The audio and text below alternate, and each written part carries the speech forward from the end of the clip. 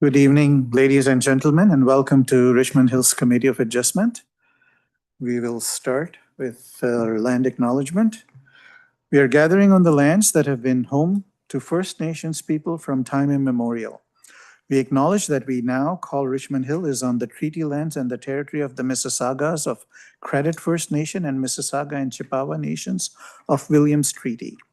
We also recognize that we are on part of the traditional territories of Haudenosaunee and the Huron-Wendat. We would like to acknowledge all First Nation, Inuit, and Métis people from across North America, also known as Turtle Island, who now reside in the city of Richmond Hill. We are committed to rebuilding constructive and cooperative relationships with all of them. Welcome to the Committee of Adjustment. We have Ms. Courtney Cullum as our Secretary Treasurer, and Lisa Patera is assisting her as Secretary Treasurer. And from Planning Department, we have Mr. Darren Ding, and additionally, we have Mr. Giuliano Lamogli assisting us further on an application in particular. Do we have any conflicts of interest today from any of our members? Seeing none. Would be any requests for adjournment and withdrawals? I understand there are two. Through you, Mr. Chair, yes, there are two deferrals from the agenda this evening. Item E, 38 Garden Avenue, MV 2507, and item J, 135 Marla Court, MV 2515. Thank you. So there are more than two. I thought there were only two. Are they? I only listed two. Yeah, there are only two, right? Okay, sorry. With that, we would start with our new applications. If first item on the agenda is item A, which is application number CN 2507 located at 262 Douglas Road. Jim.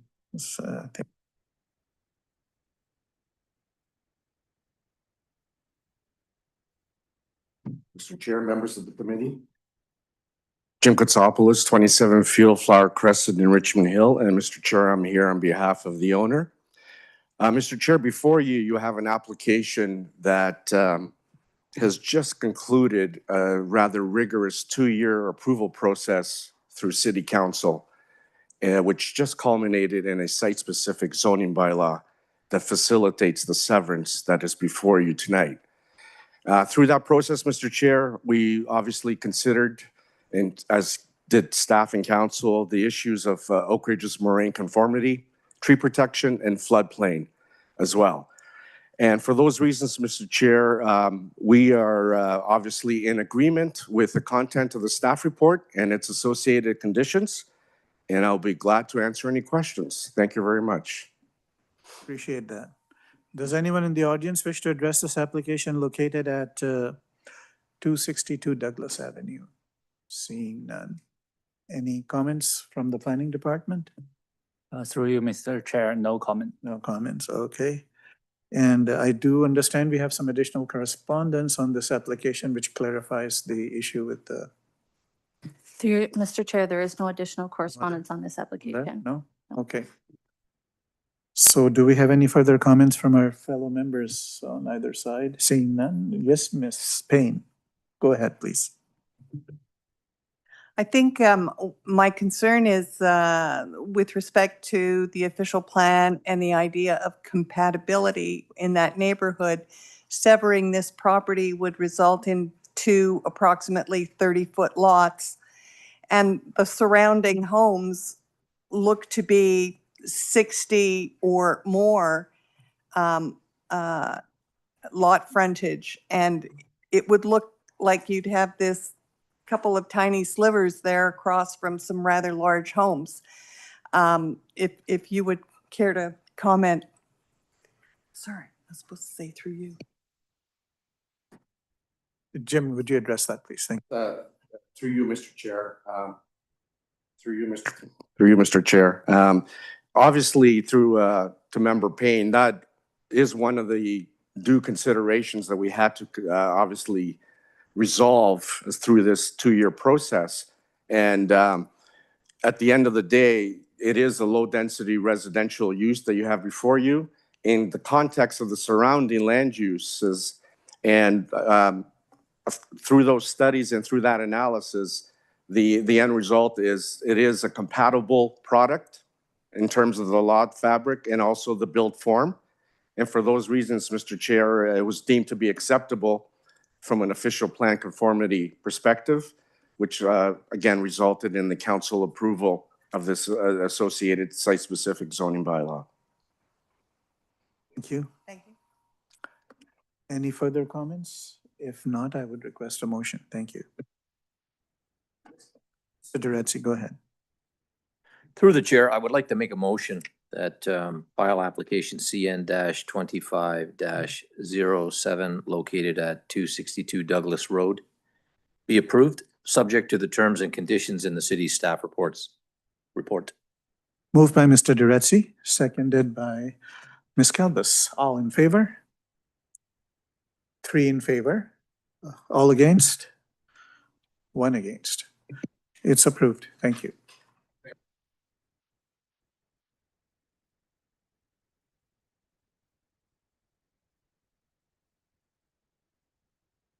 We can have it presented.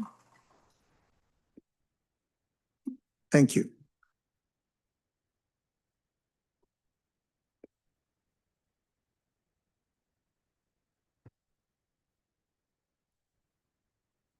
Do you represent the owner? No, so Mr. Chairman, my name is Mike Crough, Crough. Okay. I'm a registered professional planner, and I represent McDonald's. Okay. So McDonald's is not the owner of the property. Mhm. That owner is North Elgin Center, Inc. Mhm.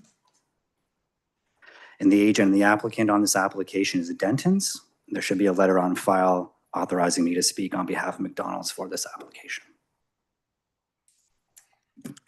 Okay, go ahead. Yes. So I have prepared a presentation, and I guess I'll have to say next slide as I go through. So the subject lands are 11005 Yonge Street. Next slide, please. And you can see them outlined in the red, in the red line on the air photo on your screen right now, and that's the entirety of the subject lands. And that photo represents essentially the existing condition. So we know it as essentially a low-rise commercial plaza building with some standalone buildings, which includes the McDonald's restaurant. And that restaurant is located in the southwest corner of the property. Next slide, please. In terms of the planning framework, the property is within the Young Bernard secondary plan area. So you can see it on the left, it has a site-specific designation as well with some additional policy permissions there. And then in terms of the zoning, it has the KDA zone, which implements a secondary plan itself and a holding symbol attached to that. And obviously before you, there's no applications requesting any amendments or modifications to those permissions. Next slide, please. So in terms of outlining what's being requested of the committee, we just wanted to make it clear the McDonald's area, which we call the demise premises, which really contains the existing building, some parking areas, and the drive-through, the entirety of the subject property, which would be the overall boundary of the site. And then we know in the lease, and we'll go through that in some of the next slides, that there are some provisions and schedules that apply to other parts of the property. So in this graphic, we try to capture everything that might be encumbered by either a schedule or a provision. So in this sense, you'll see the green dashed line, which is essentially that reflects the no build zone, which is one of the schedules in the lease itself. And it covers, for lack of a better term to say, everything that doesn't have a building on it. The McDonald's building itself is down the bottom left-hand corner and has the red outline.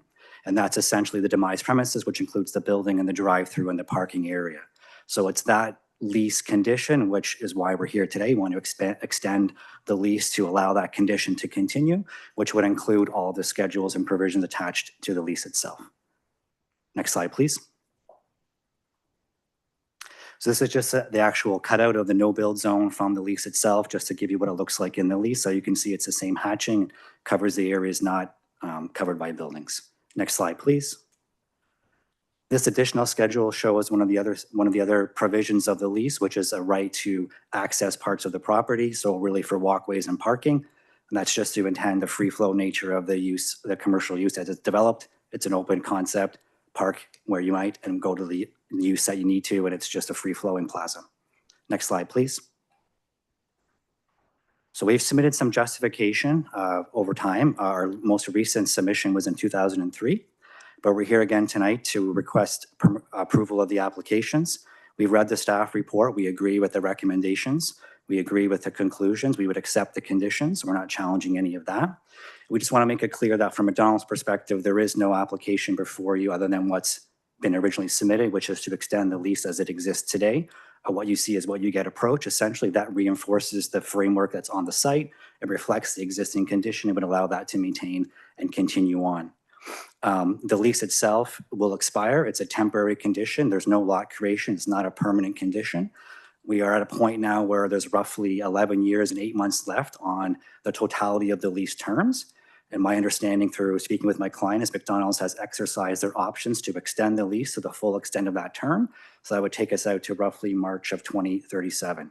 So at that point, the lease would expire. If there's no more lease to renew, there's no additional renewal terms. It would just be done at that point. So any physical conditions that also are related to that lease condition would also then be unencumbered by that lease expiry. Next slide, please. We don't believe this application will hinder redevelopment. In fact, we believe that there can be simultaneous discussions of possible future development. We also know that the secondary plan, which does seek really a mixed-use node vision for this area, is a forward-looking plan. It seeks to look to what the end state might be in a period of time, 2031, 2041. Doesn't require redevelopment, doesn't force redevelopment to happen. It would permit it. And so in our view, the extending the lease really doesn't offend any of that. It's a long-term plan. Based on my experience as a planner, I don't think this node would build out really before the lease term would expire anyways. We're talking probably decades before we see full build out of a node of this size. And a lot of that is dependent upon market conditions for other properties which really aren't part of this application, right? Next slide, please. So in terms of the justification, it's our submission that it represents good planning. It's in the public interest. It's consistent with the PPS. It conforms to the official plan and the zoning bylaw, both of which recognize and permit existing uses to continue and remain. There's no lot creation. It's just a temporary extension of the existing lease. We're not looking for any variances or use permissions or physical development or changes in the property. And there's really no other impacts to the site other than it just reflects what's already there and allows the existing lease to continue, which is an agreement that goes back for several decades. So I'd be happy to answer any questions. Before I do that, I'd like to say that with me is Mr. Stephen Ferry from Loopster Nixon. He's also retained counsel for McDonald's, an expert in planning and real estate law. So if there's any legal questions that perhaps are beyond my purview or best suited to him, that perhaps he can come up and answer those questions. Other than that, I'd be happy to answer any questions on the planning side you might have at this time. Thank you for your presentation. Does anyone in the audience wish to address this application located at 1105 Yonge Street regarding lease extension for the McDonald's restaurant? Yes, sir. Please come and state your name and. Good evening, Mr. Chairman, members of the committee. My name is Michael Manette. I am the planning consultant for the owner of the property, North Elgin Center Limited. I've submitted some documentation, which I hope you've had a chance to read. It's fairly extensive, and it goes back to the initiation of this application, which has been before you and adjourned on a number of, well, it's been here a number of occasions, but it hasn't actually been dealt with. I want to point out at the beginning today, I'm not here to take a position for or against the application. I'm here to make sure that you, as a committee, have the appropriate information on which to make a decision.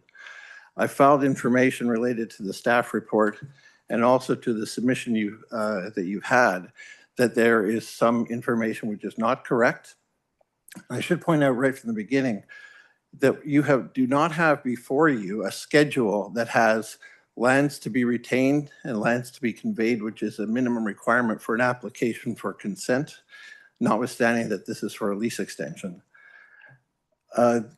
With respect to the staff report, I think the staff report does not have correct information in it with respect to the lot area and the lot itself. What you've seen in the presentation just tonight for the first time is some information which has not been provided until tonight with respect to the application itself, the description on the notice, and the description in the material provided up till today was incorrect with respect to the actual lot that was to be included in the consideration. There are a number of issues that are of major importance. You do not have a copy of the lease itself in front of you. I provided a copy of that. And as you heard, there is a requirement in the lease for a no-build zone. And that is the major concern of the landowner, because the landowner has filed an application for redevelopment, for rezoning, and that has been filed in the past month.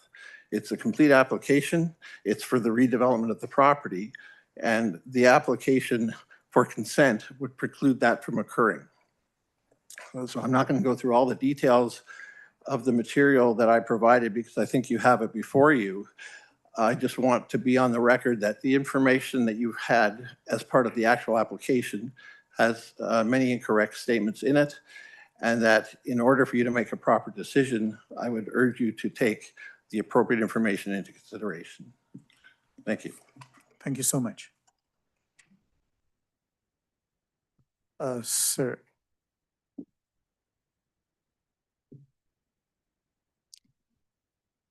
Identify yourself, please. Yeah. Lucia Nixon LLP. I just wanted to address some of the concerns that were just raised. The first is with respect to who represents NEC. This committee has, and I'm happy to provide it, the original application, which demonstrates that Denton's is acting on behalf of and was a registered agent for NEC.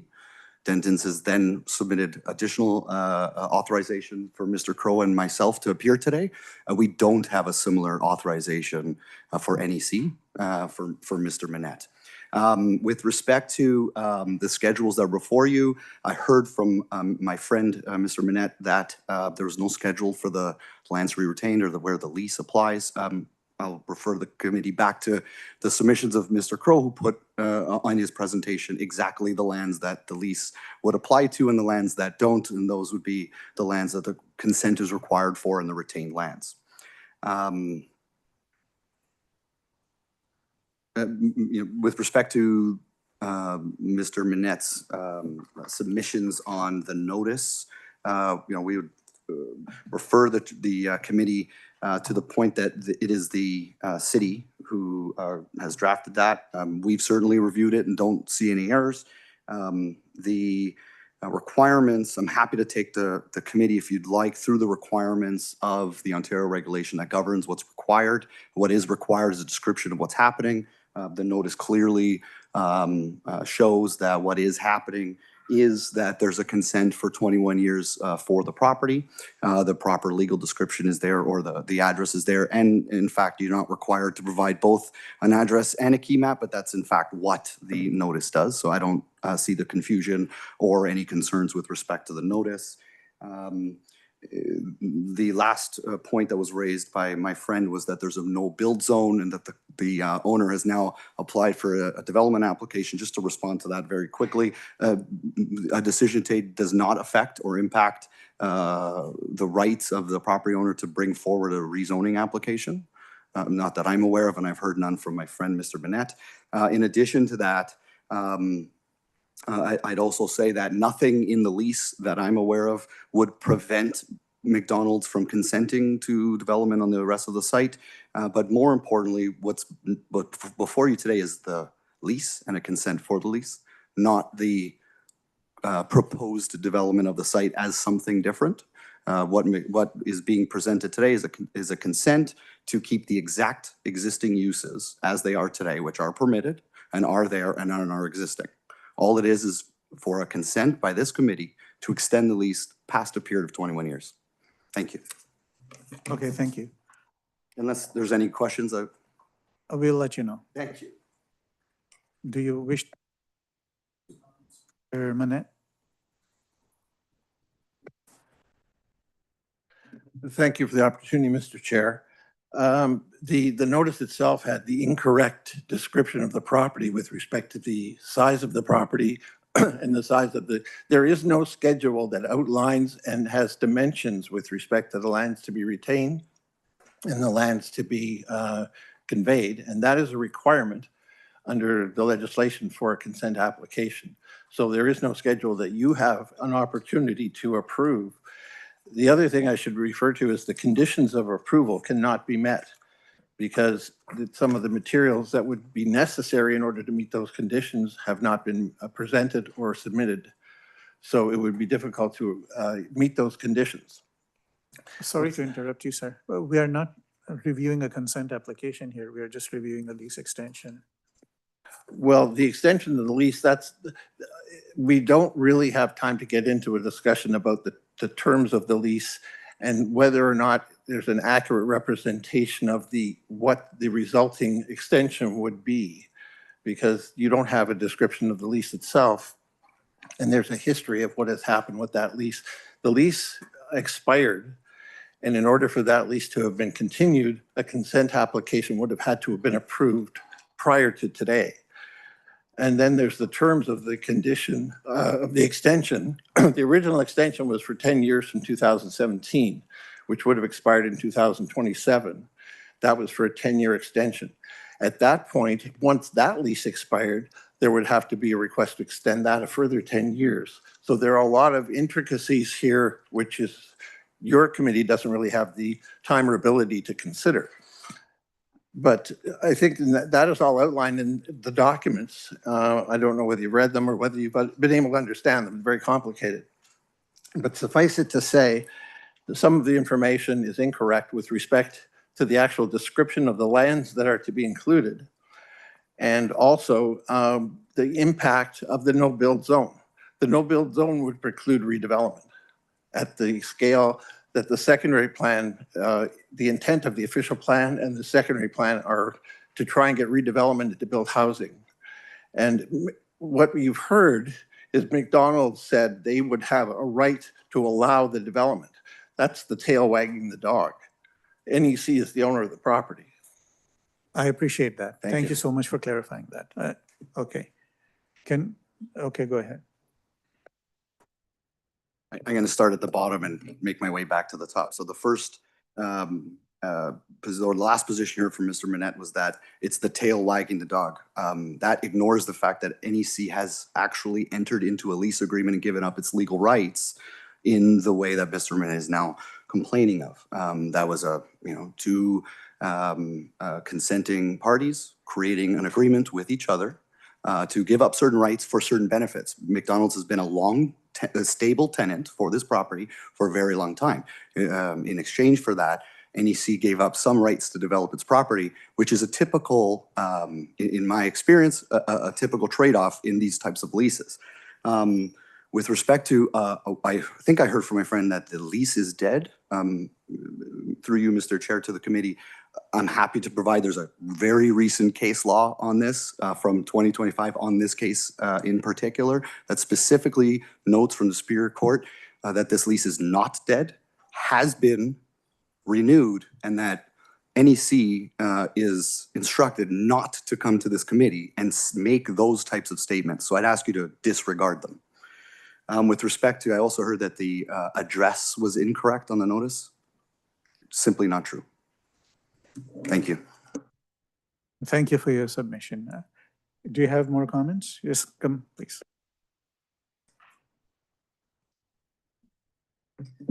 Thank you, Mr. Chair. I just want to address some of the planning comments because I think some of the confusion here is that Before he was an application for a lease extension, not for redevelopment of the property. That application is a separate process, which would go through council, and it's only just begun. So we can't presuppose what's going to happen with that application, what the outcome is going to be, what the actual rezoning might entail, the full extent of the development permissions, or even what council will decide on that, or if there's a process that might follow that, such as a tribunal hearing.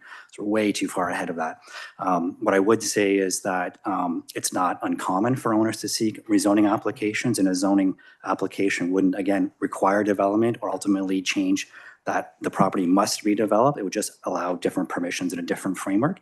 It's market conditions which actually drive the redevelopment, and that will happen to all the properties in the key development area. It's up to landlords to decide when to develop, but the zoning is only one piece of that. So I think at this point, that's almost an irrelevant consideration because it doesn't impact what's before you, which is should this lease be extended and does it offend any of the planning permissions that exist as of today? Thank you. I think we've had enough discussion on this particular application at this point.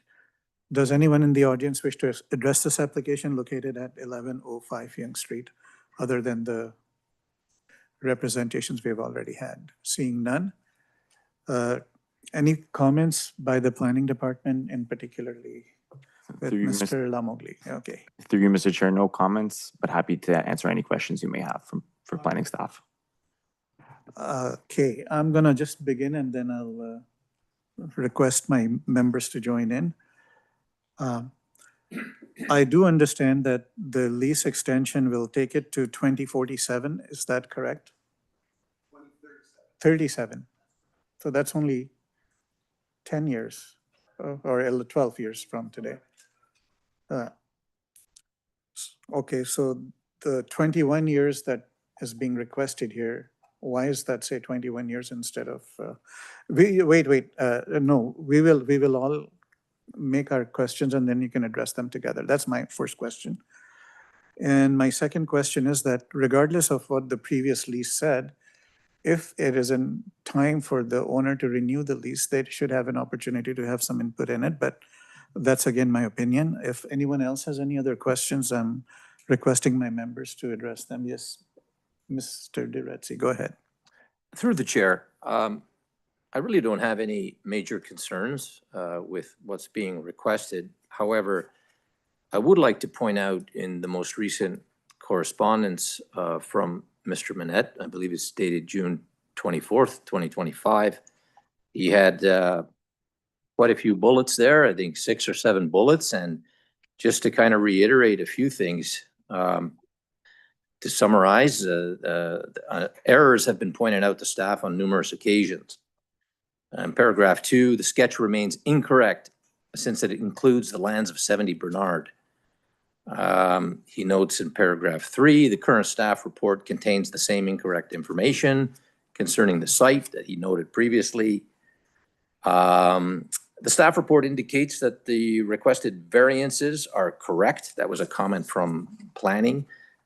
Yet there are no variances being requested in this application. So I'm getting the sense that the staff report has maybe some omissions and errors in it, and I would just really like to have the staff report cleaned up.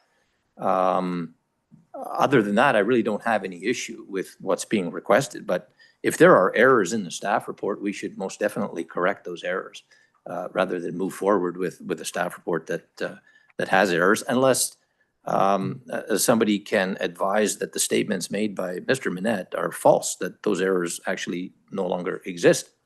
Those are my comments. Thanks.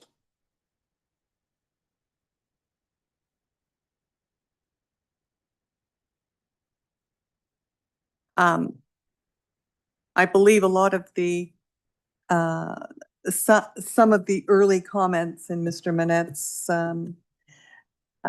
message of the 24th in the copy that we have, those have been corrected certainly in the opening area. Some of those further down, perhaps planning staff could confirm where that stands. Thank you. This to the planning staff present on this application. Any further comments? Yes, go ahead.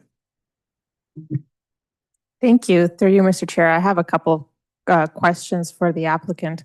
The first one is, what would happen if this application was denied today, notwithstanding the planning permissions that you're allowed to go through LPAT or LTR and whatnot, but just in terms of what would happen to the lease if in general that was denied? Would it run out in 2027?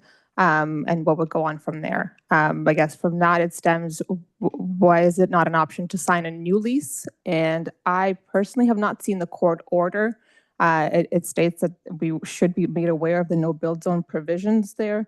I'd like to see that court decision from 2021 before I make a decision at this committee. Thank you, Ms. Kalmas. So we will start with Mr. Lamogli first and then the applicant. Through you, Mr. Chair. So just to address Member Suzanne Payne's question, we did go through the comments provided by Michael Manette on June 24th, and all of the details of the staff report are correct, save and accept. The comment provided by zoning staff, that is incorrect. There's no associated variances with this consent application. But all the other comments, all the other details in the staff report are correct and are based on the materials that were submitted for the application. Thank you. Thank you. Mr. Duretti, do you have any response to that, or we can deal with that as a condition of? Yeah, through the chair, the only other comment I would make is with respect to the conditions that were being proposed. The applicant would have time to fulfill those conditions. Those conditions may not, be able to be fulfilled at this time, but the applicant has time through this process to deal with the conditions noted, including any deposited plan, et cetera, that was noted in the report. That's all. Thanks. And I think the applicant can address Ms. Kalbas's concern.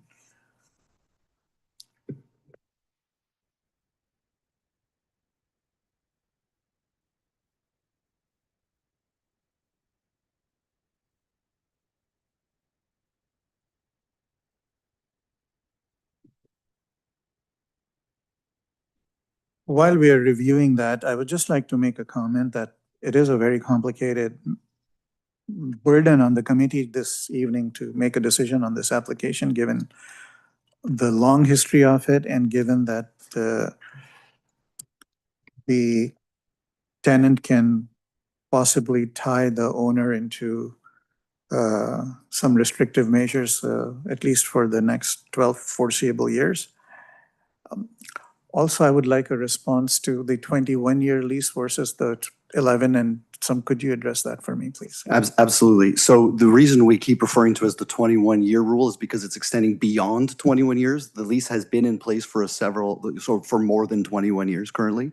So in order for it to be a valid lease pursuant to the Planning Act, we require this consent today. Certainly the lease would be at an end in 2037.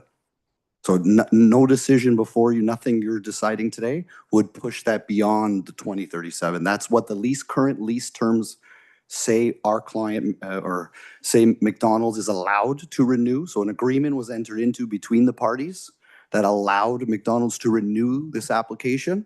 There was a requirement in the agreement that NEC bring this application forward. That didn't happen. A court then decided that McDonald's was going to be put into the position of NEC to bring the application forward because that's what the lease required. So now today we have to bring this application forward to get it to allow through plan to allow the subdivision control provisions of the Planning Act to be adhered to. So it's not for 21 more years. Okay. It's the 2037. Beautiful. Hopefully that answers that. Okay. That's all. Then there was a question with respect to what would happen if the application were to be denied. It's an interesting, tricky question. It's probable that the lease would be at an end immediately. In that situation, McDonald's would lose all of its assets, and a lot of employees would lose their jobs at that location immediately. That would probably be a matter for the courts with the ongoing litigation, but that is a likely or probable scenario. Finally, with respect to the errors, The main, I think the main error that was raised, do I have the notice? Yeah, is that 70 Bernard is shown. So if we look at the first page that shows the key map, of course, there are other properties shown, typical of a key map. To only put the one property would not be a key map. It would just be a site map. A key map is supposed to show other properties, so it shows the location. So I hope that addresses that concern. On the last page, there's another image that shows us what I presume is a site plan for the property. Yeah, it says overall site plan in the corner. Now, someone has highlighted an area around the property. There's no indication as to what that means other than to show the location of the building, which in the agreement is referred to as the lease premises. So hopefully that deals with that confusion around the property. I don't know if there was other question I didn't raise. I'm also happy for my friend, Mr. Crow, to answer any other questions or. Thank you. Oh, yeah. So the other most important thing is, why are we here? Why is this important? Why do we need? So, there is ongoing litigation between these parties. In that decision, you'll see at several instances in that decision, there are directions to us and to others to make sure a decision is made by this committee. The entire litigation is pending upon a decision made by this committee. The courts require an answer to is it in the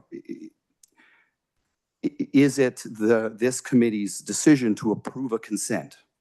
That is the court can make that determination at this point. So it's asking us several times, essentially get an answer. I don't know why. The court references the fact that the last time we were before this committee, there was a lack of quorum, unfortunately, and so it got deferred. And the court doesn't know why. It is what it is. But the court continuously says we need a decision from the committee to understand how we're going to deal with the lease dispute. And that sort of goes to Mr. Manette's earlier comments that the lease is dead, which of course the decision says. You'll see in the last paragraph in the actual order, there's a few things that are listed there. One is that the lease is not dead. Well, one is that Mr. Manette and NEC is stopped from coming and providing more commentary to the city on this application because of past history, which is all set out in that decision. Okay, thank you. Just stay there for a second. Sure.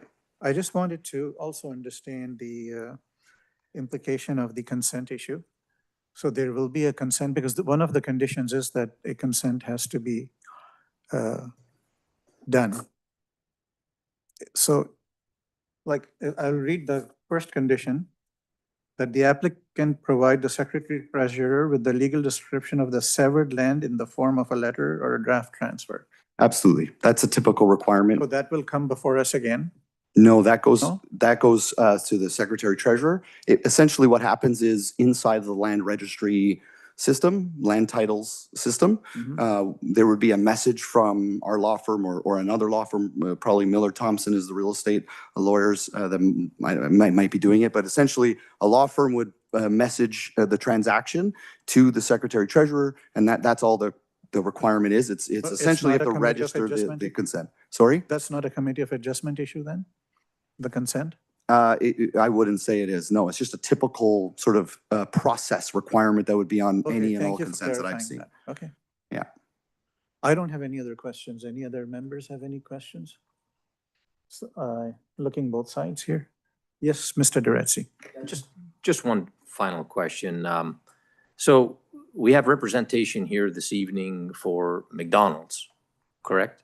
I'm actually here, and Mr. Crow are actually here on behalf of NEC. Oh, I'm happy okay. to take you through that. That's what I thought you Yes, said. that's absolutely correct.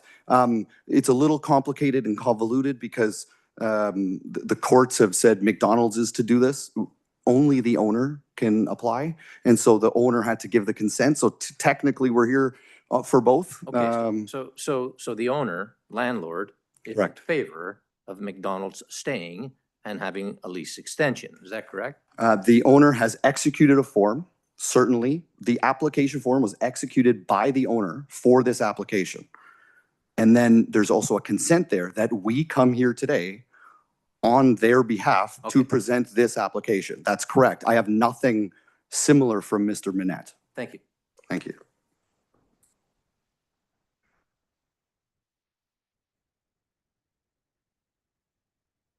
So Ms. Kalbas?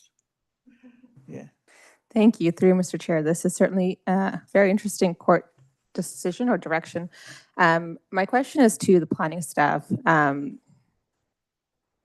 It says that does not preclude us or the Committee of Adjustment or the city from requesting information.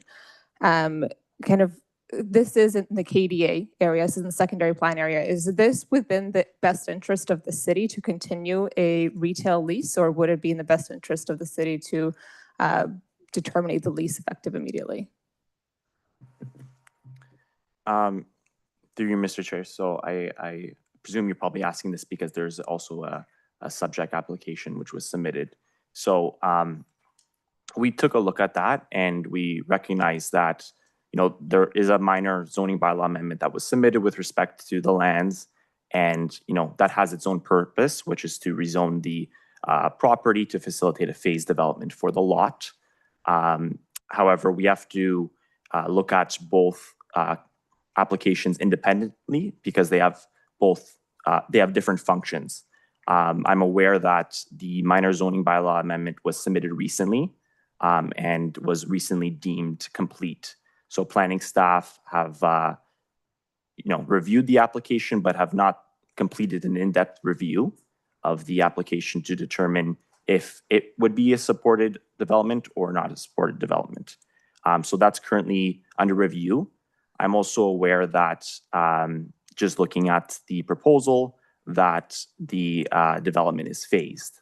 So it would be planning staff duty to look at, what are the implications with the McDonald's staying there and how it relates to the different phases of the proposal. So that's something that we would have to review through the zoning bylaw amendment application. Thank you. To follow up through you, Mr. Chair, has the city or staff considered what would happen if this application was denied, and what would be the city's kind of comment on that? In terms of if the application was denied, the city would certainly look at the zoning bylaw amendment application, but that wouldn't preclude our review for the consent application. So we're on this application in particular, we're looking at the merits of the consent application, and it's to continue the use of an existing McDonald's restaurant, and that is something that is certainly permitted in the KDA. So, this is what we're looking at right now, but obviously, because the zoning bylaw amendment application just came in, we have to consider that too through the review. Thank you. Any other questions, Ms. Payne? No? Any other questions for any other members? Seeing none. Any questions? Yes, go ahead. You have an opportunity. Through Mr. Chair, I just have a question. I'm not sure if the applicant would be able to answer this or city staff. The request before us is out to 2037. Is that the only time horizon that we are looking at? Is it possible for this committee to approve a different time horizon, or why is it that specific date? Happy to respond to that. The matter before you today is a consent for the lease. The lease speaks for itself. So there is no provision or allowance for this committee to put conditions on different lengths of leases. It's just, that would be interfering with a property owner's right to demise the property. Courts have consistently said you cannot do that. This committee has no authority. Quite frankly, municipality doesn't have that authority. It's a private right, unless, of course, through an expropriation. So unfortunately, there is no, it's either you agree with the lease and allow it to continue, or deny the application. Stay just a second. So we can't do that. Can we look at the application from the owner for, as Mr. Lamogli said, it's a minor change to the zoning, and that application has been officially deemed complete, can we put a condition that McDonald will consent to having go ahead with that development? Because it does require McDonald's consent should this be approved, because I think that's an important matter in my decision. Okay, can you give me 1 second? Yeah, of course.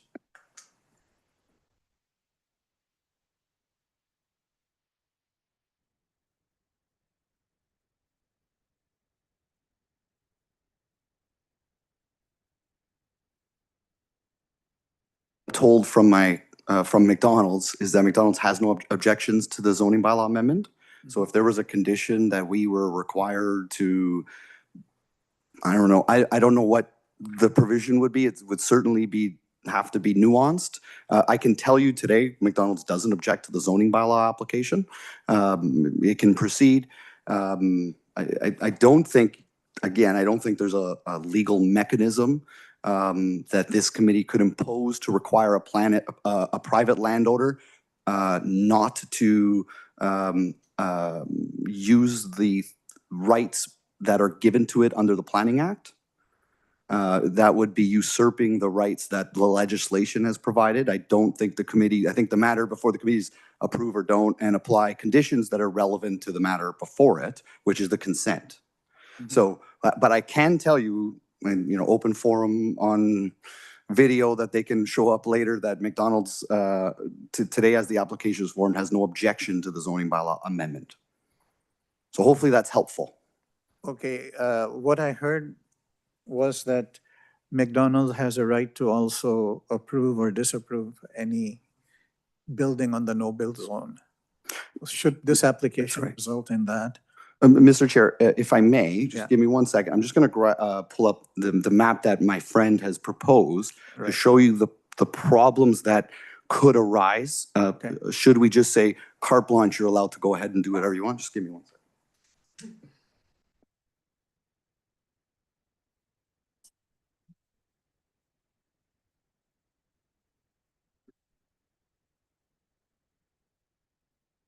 So, Mr. Chair, through you to the committee, my friend, Mr. Manette, has provided with his submission sort of a revised diagram of what he would like, I would suggest, the lease to be revised to. Of course, there is no agreement on that revision. If you give me a minute, here it is. I'm just going to pull it up, and if I can just approach to show you. Ooh, on this? Oh, wow, that's fancy. That way everyone can see it. The other, and it Oh, needs, it's up. That makes more sense. Okay. and we need focus. Right, in better. Okay.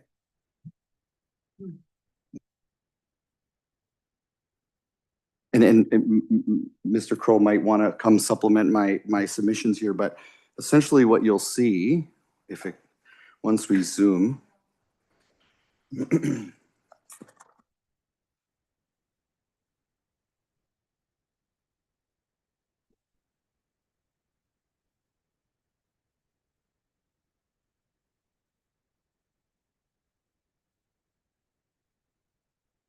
Am I being too,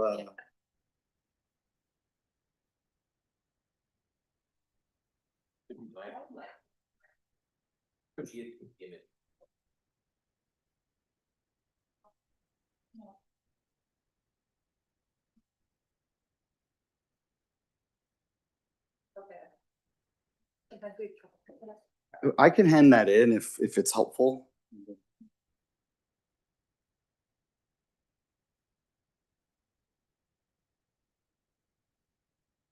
And so what you'll see from that image where the red area is sort of outlined is that would only allow McDonald's to have an exit, which of course doesn't operate for a McDonald's. You need an entrance. The next thing you'll see, or one of the concerns we would immediately have, is whether or not it would meet the sufficient parking requirements for the zoning bylaw. We're not sure it would meet the required parking requirements. It would also exclude all of the sign areas where we get to invite clients, customers to McDonald's. It also excludes any and all pedestrian access. So if a pedestrian would like to arrive at the site, they would have to get into a car and drive. But of course, you can't arrive by vehicle either because there's only an exit. Okay. Yeah, but there's more. There's no emergency access. There's no delivery access. It's just simply not feasible. Quite frankly, I'm shocked that this was proposed. So this is why there's a clause in a lease like this to ensure that a landowner or other interested party doesn't squish out the leaseholder by making modifications to the lands outside of the building that would immediately impact the viability of the business. So it's a typical provision in a lease that says we're allowed to, and you saw from Mr. Crow's submissions, that the lease allows for pedestrian access, allows for cars to matriculate around the property. Of course, you need that for deliveries and emergency access, in particular, fire access. If there's a fire at this property, we wouldn't be able to get there under this plan. So McDonald's has a right pursuant to the lease to ensure that its rights are protected so that something like this doesn't happen. We're not stuck without emergency access. So Okay, hopefully thank that you. answers that question. Yeah. I have no more questions. Okay, go ahead. Once again, Mr. Chair, thank you through you. My response is only with respect to providing information to the committee. That excerpt was from a 2019 letter that I submitted to the Committee of Adjustment, which has been superseded on a number of times for further correspondence. One thing that's important to note, that plan was provided to show specifically the lot to be retained and the lot to be severed, because up to that point, that had not been submitted. That has still not been submitted to you even as of today. So we don't know what lands McDonald actually requires for the operation of their business because they don't have a map to show the lots to be retained and the lots to be severed. And there are also no recognition of easements on the property, which may have an impact on the operations. We've heard that they have no objection to the rezoning application, but the question is, can the rezoning application proceed if this lease is in place, because it creates encumbrances on the future development of the property. So I think you should be aware of that information. Thank you. Yeah. If I may, Just before anyone speaks, Yeah. we need to conclude this soon. I just want I'm to not respond. gonna Okay. allow any further discussion. Maybe just, I'll let you speak for a very brief moment. But my understanding is, as has come clear, that the development cannot make illegal use of McDonald's premises. That's pretty obvious with regards to access, exits, and all that. So obviously that doesn't work. But if you want to say something, and I'm not going to allow any more, and please keep it brief. Very brief. I just heard from my friend a second time, a false accusation. There's nothing before this committee that demonstrates what lands are being affected by the lease. My friend, Mr. Crow's submissions specifically started with exactly that point, put on an image on the screen through his slideshows that says, this is the exact piece of property that this lease is going to be on. And it, so I think that question, if there any outstanding issues with where the lease will be applying to. It's that entire premise, right? Yeah. It's not the entire premises. It would essentially, it's the entire premises excluding all of the buildings on the property. The already built ones. Correct. And I just wanted to point out, So my question still remains, like if they want to add to another existing building, which is not McDonald's, they will need McDonald's consent. that is the deal that the property owner made, and now the property owner is requesting this consent today. That's correct. Yeah. And I just wanted to remind the committee that staff have supported this. The planning staff have reviewed the application from the actual test of 51, of Section 51 of the Planning Act, gone through it. My friend, Mr. Crow, has looked at the provincial policy statement and has concluded, both planners have concluded that this is in conformity with those tests and consistent with the provincial policy statement. And my friend, Mr. Manette, has not said that he doesn't agree with those conclusions. Thank you. Okay, no more discussion. I'm going to request a motion. Mr. Duretzi. Through the chair, I would like to make a motion, item B on the agenda. File number B012/18 located at 11005 Yonge Street be approved, subject to the terms and conditions in the city's staff report. Moved by Mr. Duretzi, seconded by Ms. Payne. All in favor? It's approved. Thank you. We're going to move on to application agenda item C, which would be application number MV 24-51 located at 0 East Beaver Creek. Yes, sir. Don't you wish you came before these guys? Yeah. Yes.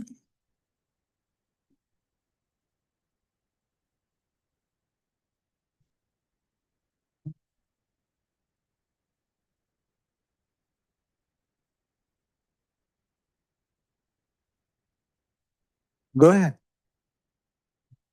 Yeah, it is. It should be on. You just. Thank you, and members, Chair, members of the Committee of Adjustment. My name is Nick Pileggi. I'm a principal with Macaulay Show-Me Housen, a planning land use firm in York Region.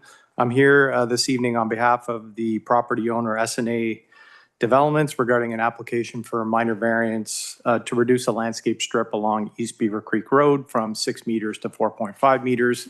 The property's just north of here. Next slide, please. I guess I can happily report that no other representatives, or maybe not, of the owners will be talking to you, only me. You won't have any issues with that. The property will be formally assigned a municipal address of 80 Norman Bethune Avenue. It's located at the northeast corner of East Beaver Creek and Norman Bethune. The eastern property line is adjacent to Highway 404. The site is located within an employment area and permits industrial uses. Next slide, please. So this is the proposed site plan here before you. You can see that the proposal is for a fairly large industrial building of about 368,000 square feet. It's centrally located on the property.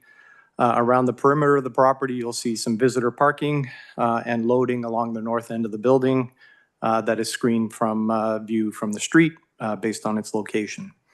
The variance is in regard to the landscape strip along the west side of the property, which is on the left part of your screen along East Beaver Creek Road. Next slide, please. So we provided some zoomed in areas of the landscape plan here. On the left side of your screen, what you'll see is the corner of the intersection of East Beaver Creek and Norman Bethune. You can see the beginning of the continuous line of trees that goes up the entire west side of the property along East Beaver Creek, and then the same along Norman Bethune. And on the right, what you'll see is this happens a couple times. I only clipped a little section of it. You'll see the typical plantings, again, of trees along that landscape strip, along with the intermixed areas of shrubbery and tall grasses and things like that. So that happens about 2 or 3 times along East Beaver Creek as well. Next slide, please. So obviously the intent of the landscape provisions in the zoning bylaw is to ensure that there's adequate plantings and with appropriate growing areas, and to make sure that, for example, the building isn't overcrowding the street. I can tell you that significant landscaping continues to be proposed along that frontage, as discussed earlier.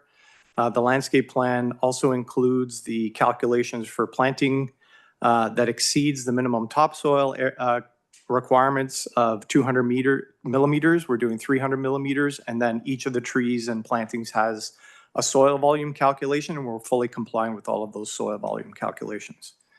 The building has a significant setback to the street line of 24 meters, or about 80 feet.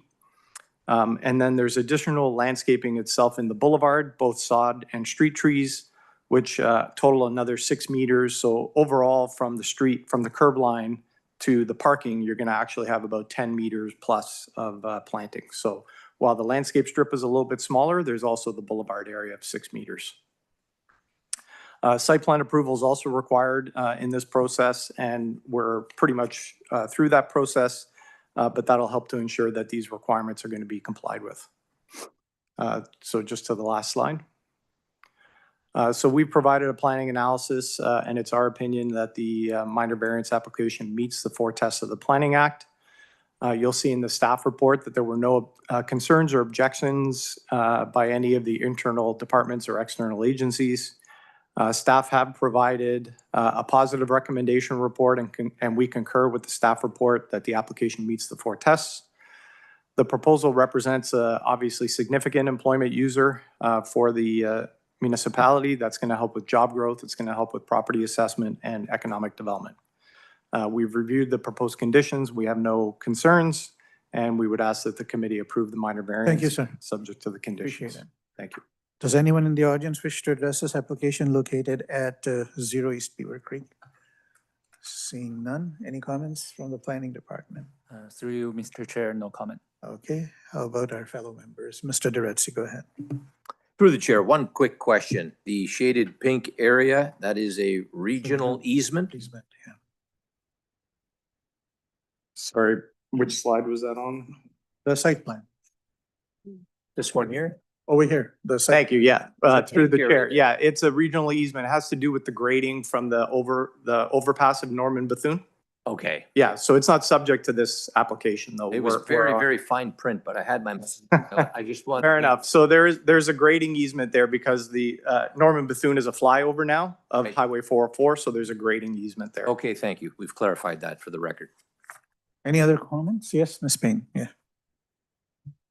You introduced this as a civic number that will be 80 Norman Bethune Avenue. Should that in fact be the address that we have on the application instead of 0 East Beaver Creek Road?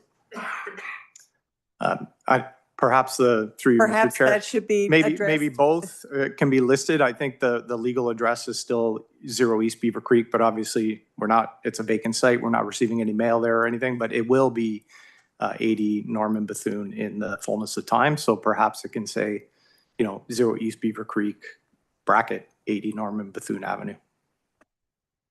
Thank you. Thanks. Okay, thank you. Any other comments or questions? I don't think we need to put a condition regarding that address. I would request a motion. Thank you. Yes, Ms. Kalbus, go ahead. No, that's perfect, thank you. Through you, Mr. Chair, I'd like to make a motion to approve item C on today's agenda, file number MV-24-51, located at 0 East Beaver Creek Road, subject to the terms and conditions in the city staff report. Moved by Ms. Kalbus, seconded by Ms. Payne. All in favor? It's approved unanimously. Moving on to item D on the agenda, which would be 1151 Stowell Road, application number MV24-67.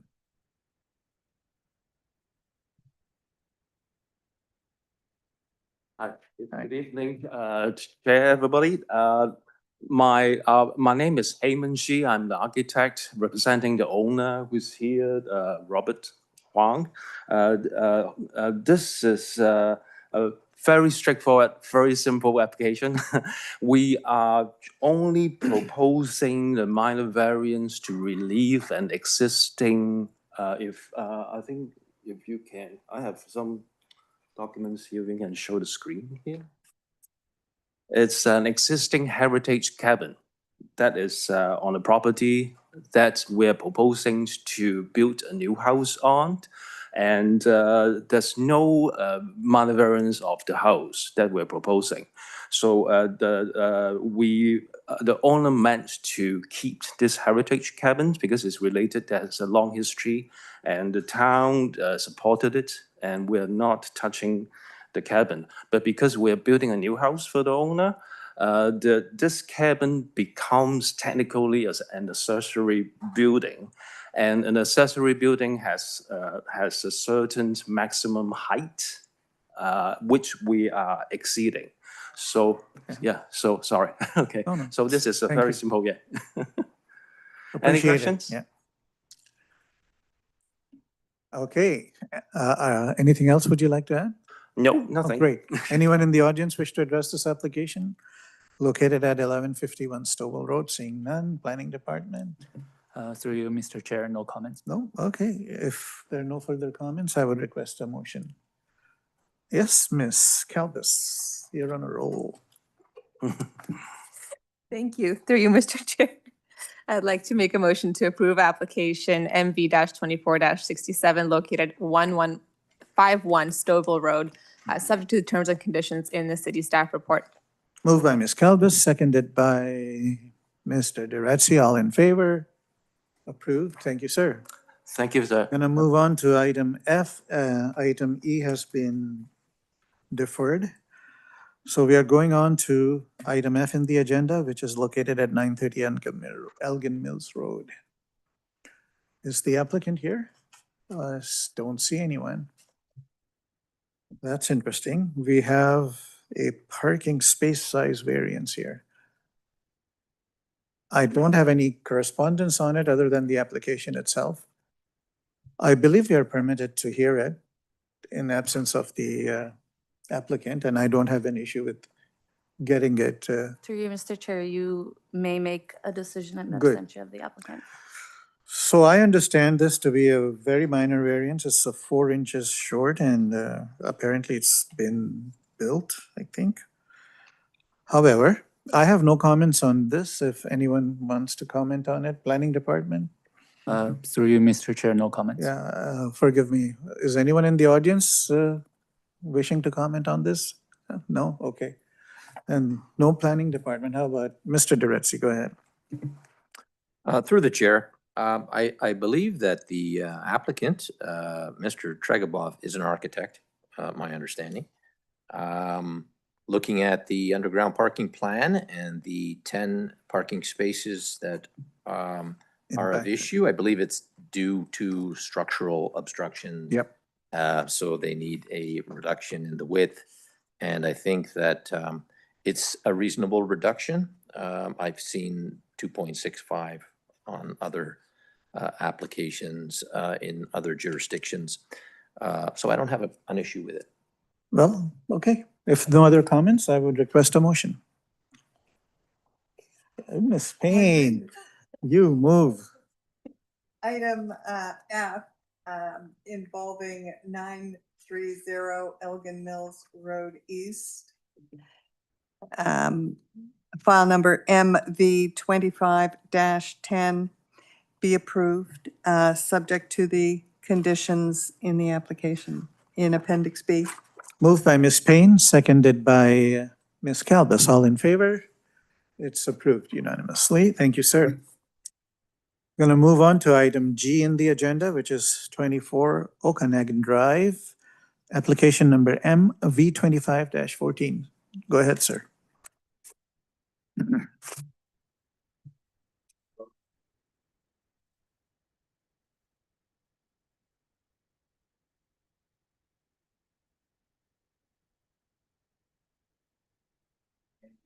This application was deferred last time, was the absence of myself. I was not present, so basically that's quite a minor variance, which is for the legalization of the already constructed site walk up to the basement. I'm the engineer taking care of this matter, both on the zoning variance, zoning bylaw variance, and also the confirmation of the engineering side of it. The proposed side yard setback is 1.07 versus requirements of 1.5, which is quite minor in nature and in line with the intent of the zoning bylaw. Unless you have any questions, Thank you, sir. Does anyone in the audience wish to address this application? Located at 24 Okanagan Drive. No one. And Planning Department, you're the planner for this file. Any comments? Through you, Mr. Chair, no No comments. comments? If any further comments? Yes, Mr. Duretzi. Through the chair, just one comment. My only question was whether or not this is already existing versus proposed and to be built, but I think you answered the question. existing. It already exists. Thank you. And if no other questions, I would request a motion. Yes, Mr. Duretzi.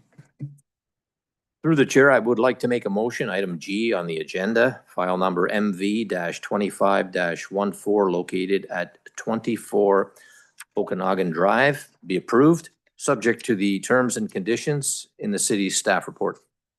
Moved by Mr. Duretzi, seconded by Ms. Calbus. All in favor? Approved. We're going to move on to item H in the agenda, which is application number, where did it go? MV 25-19, located at 46 Merritt. So, go ahead.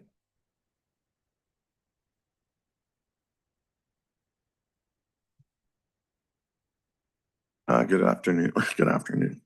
Good evening, Mr. Chairman, members of committee. My name is Jim Levac of the firm GSAI. I'm here on behalf of Seastar Corporation, AKA Green Park Homes, who are the registered owners of 46 Maryvale Crescent.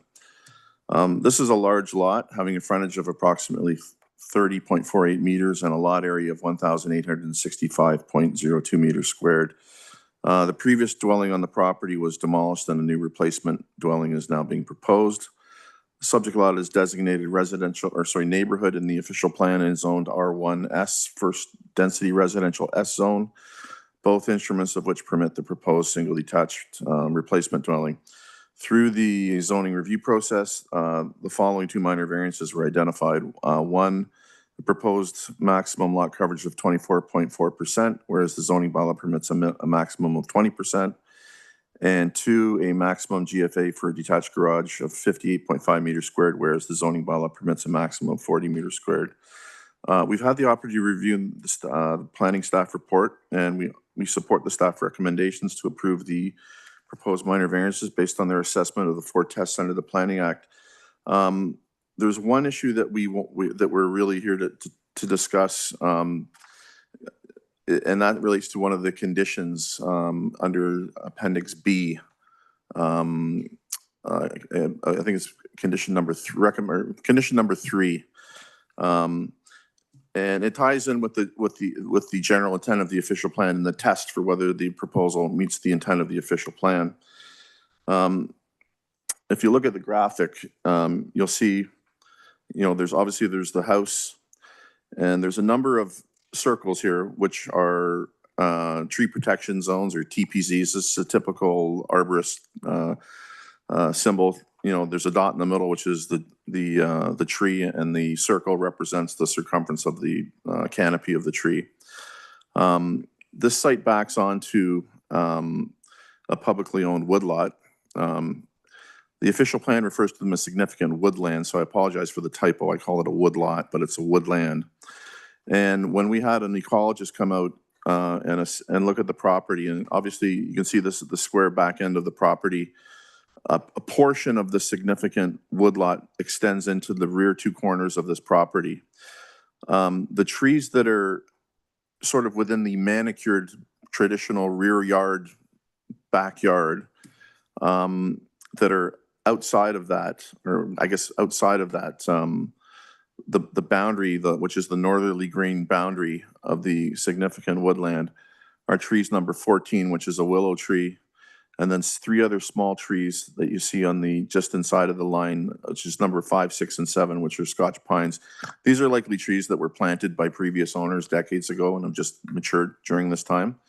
The report that we submitted under separate cover that I believe was distributed to committee members from the ecologist speaks to the issue of the woodlot and how those trees, which were part of the previous rear lot, manicured lawn, aren't so much tied to that woodlot because they're different types of species.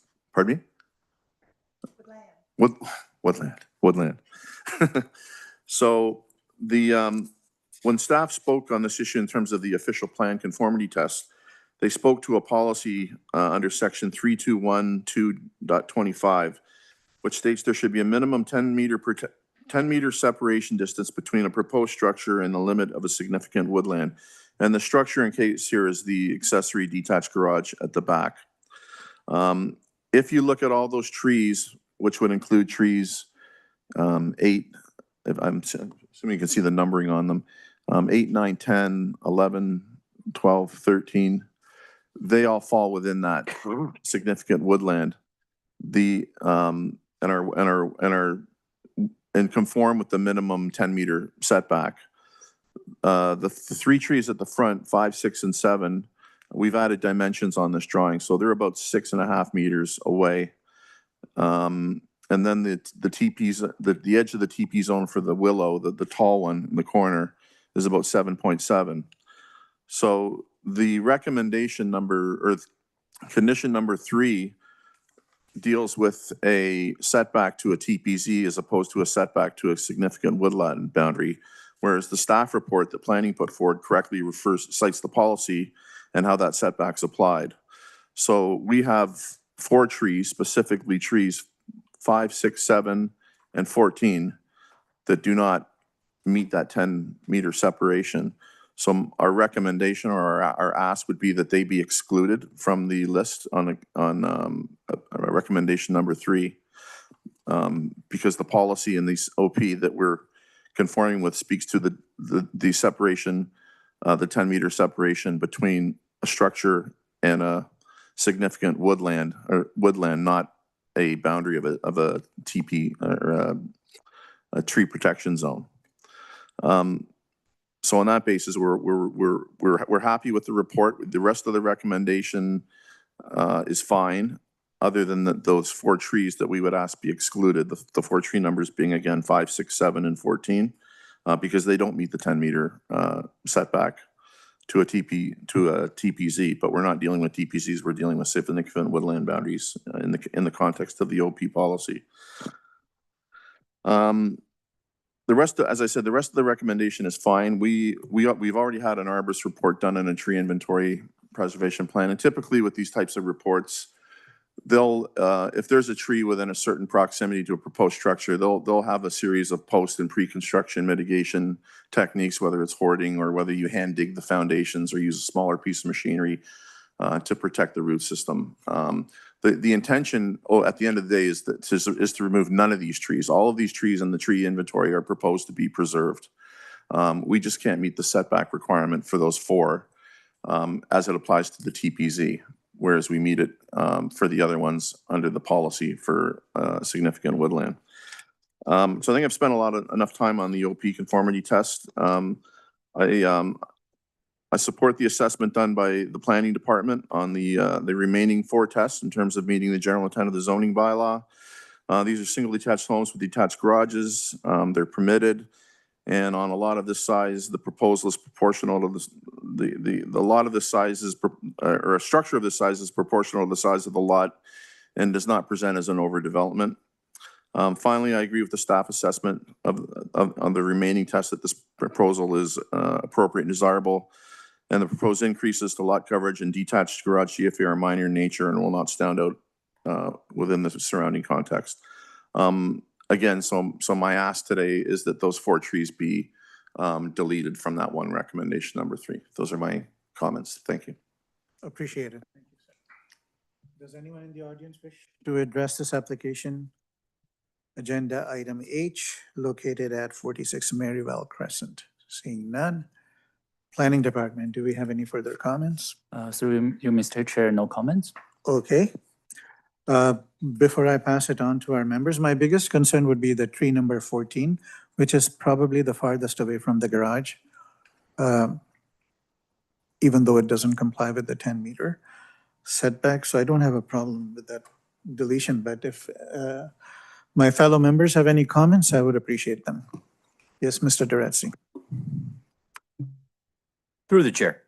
Question. Have you submitted a grading plan yet for this grading and servicing plan for? Yeah, I mean, Green Park staff are handling the permit, but I believe that they've submitted all the, I mean, you don't have to go through site plan anymore under Bill 23, so they submit directly to permit now. So they're handling the permit application themselves, but typically that involves a grading plan. Okay, would you know, I can see you've got a catchment area there in front of the garage. There's a catch basin. Yeah. Being proposed. Do you know where the outlet or that drainage is? That I couldn't tell you. I'd have to talk to a civil engineer to get you that information. That's why I asked. Yeah. Because engineering have no comment on that. And Okay. it's a little strange to have a catch basin there without identifying where the discharge of that drainage will go. Mhm. Is it going to discharge towards the trees in the back? I would imagine so, because that's where the grade comes out. Mhm. It's going to be a PVC pipe, a concrete pipe. You're going to have some protection, some riprap, something like, Yeah. there's nothing shown Yeah. here, right? Yeah, I can I'm only not assume. overly concerned at this Yeah. point, but I just wanted to. Okay, I mean, I can only assume that the development engineering people looked at it and they, Or not whatever yet. plans were submitted and they're okay with it. So, Okay, thank you. Comments? Seeing Ms. Payne? Go ahead. Just to clarify, tree 14 is the large willow? Yes, would you confirm that, sir? yes,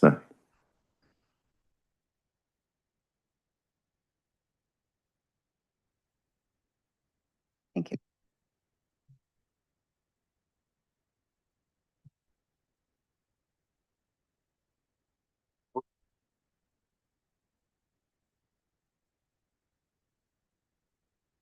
Sorry, through you, Mr. Chair, could I ask a question? Sorry, I'm just waiting for Ms. Payne. No problem. Do you mind if I ask one quick Yeah, question? no, go ahead. If she's asking your permission. Okay. Okay, great. Go ahead. Just to clarify, if these 4 trees are not added to be excluded from the condition, would the garage be just moved up the property to not offend the 10-meter requirement? well, the setback to them, which varies from 6.3 to 7.7, is to the edge of the TP zone. The policy doesn't speak to setbacks to TP zones, it speaks to significant woodland boundaries. So if they make a recommendation that we have to adhere to 10 meters to the TP, we can't meet that condition because we don't. So the only way we can clear that condition and comply with that condition would be to remove the reference to those 4 trees. But with the understanding that no trees are proposing to be removed on the property under the arborist report and tree preservation plan, and that the appropriate mitigation will be employed to make sure that their root systems are protected before and during and after construction. Okay, Mr. Duretzi. Wait, I think we need to let Ms. Calbis. Sorry about that. Through you, Mr. Chair, the 7.5 meter that we see on our drawing to the left, though, that is from the woodland line, not a tree. Sorry, I missed. The 7.5 meter setback that we see on the drawing to the left, Mhm. that is to the woodland. That is not to a tree. Is that correct? Yeah, there's a portion of the garage, the lower green is the 10 meter, and there's a portion, the corner of that garage that encroaches within there. But there wasn't any concern in the staff report regarding that garage. It was more towards the trees as opposed to the line. I think the question was the 7.7 meters to the woodland boundary, right? Rather than the tree. Is that what you were asking? No, sorry, through you, Mr. Chair. I was asking about the 7.5 meters on the left-hand side of the drawing. Yeah, and that's just basically like a bushed area. There's no specific trees there. It's just, Right, I just wanted to confirm that Yeah. the policies, as you mentioned, states significant woodland and that the policy is 10 meters minimum Yeah. from the woodland. yeah. And if But we were to it approve speaks this, to the we would- setback to specific trees, and there are no trees there. So that was why they didn't, the planning department didn't comment on that aspect of it. Right, but in approving this report, we would be approving the 7.5 meter setback rather than the 10. In that particular pinch point to the accessory structure, yes. But in the context that they're bushes, they're not trees. And the recommendations from the town's arborist pertain specifically to numbered and inventory trees. Go ahead. Duretzi, Ms. Payne, you were in the middle of a question. Do you still have to continue? Just asking. You're done? I was just confirming. Okay, sorry. Yes, Mr. Duretzi, go ahead. Through the chair, just to go back a bit, yes, I would agree with you that there's generally, I've never seen a setback to a TPZ. The TPZ there is to protect a tree. Yeah. So generally speaking, there's no setback to a TPZ once that's been established based on the size of the tree. In terms of the 7.5, I have seen Conservation Authority relax the 10-meter setback to a woodlot, depending on the circumstances. In this case, it's a pinch point of that corner of the garage. Probably looked at it and said it's not a significant issue, and that's why they're allowing it to go through. That's my. Yes, my understanding as well, yeah.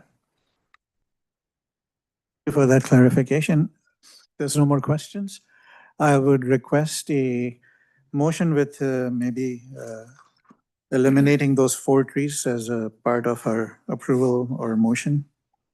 Yes, Mr. Duretsi. Through the chair, I would like to make a motion, item H on the agenda, this minor variance application MV-25-19, located at 46 Maryvale Crescent, be approved, subject to the terms and conditions in the city's staff report with the amendment under condition 3 in Appendix B that trees 5, 6, 7, and 14 are excluded from that paragraph condition. Moved by Mr. Duretsi, seconded by Ms. Calvas. All in favor? I see 3 hands. Against? 1, Ms. Payne. It's approved. Thank you. Okay, thank you. We're going to move on to item I in the agenda. It is application number MV 25-20 located at 35 Orlon Crescent. Sir. Good evening, everyone. My name is Mehdi Ajvan as the architect of the project and on behalf of my client, which is the owner of 35 Orlon Crescent. It is a very minor application, minor variance application. We are looking for a relief for a non-compliance situation happened during construction unintentionally, and we weren't aware of that till we provided the as-built drawing. That's why these 3 variances for basically it's for encroachment of below grade entrance to the basement on one side and the encroachment of window well on the other side to the required side yard setback, and the maximum height of accessory structure we have at the back. The accessory structure is very small. It's very small in terms of size. Even if we hadn't have any plumbing in that building, we didn't need to get any permit for that accessory use. It is 77 square feet, which is less than 161 square feet required. But since we have plumbing in there, we applied for a permit. And the height is just 2 feet more than that. 1 foot of these 2 feet, it is a parapet for gathering all stormwater on that. Yes, sir. Does anyone in the audience wish to address this application located at 35 Orlon Crescent? Seeing none. Any comments from the planning department? Through Mr. Chair, no comments. Any comments from our members in the committee? Ms. Payne, would you like any comments on this? No. I wish to entertain a motion. Ms. Calvas, you're being handed out. Thank you. Through you, Mr. Chair, I'd like to make a motion to approve application MV-25-20 located at 35 Orlon Crescent, subject to the terms and conditions in the city's staff report. Moved by Ms. Calvas, seconded by Ms. Payne. All in favor? Thank It's you. approved. Thank you, sir. Have a nice Thank you. day. Not just for my application, even for the application you approved without the applicant. That was amazing. I never saw something Okay. like that. Thank you. All right. I believe that's the end of it. Is there any other business we need before we conclude today?